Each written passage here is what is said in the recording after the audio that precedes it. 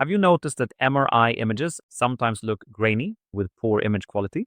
This can happen if you have too low signal-to-noise ratio, or SNR.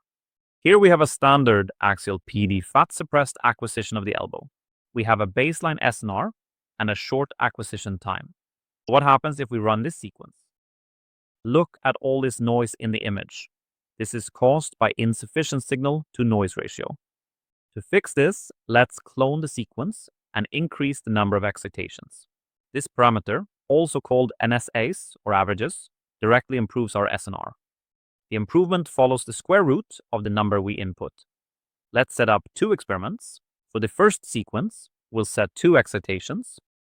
Then let's clone it and run a third sequence using 3 excitations. Let's run our pulses together.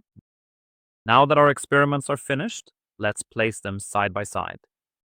We can clearly see how the grainy noise effects are reduced as we increase the number of excitations.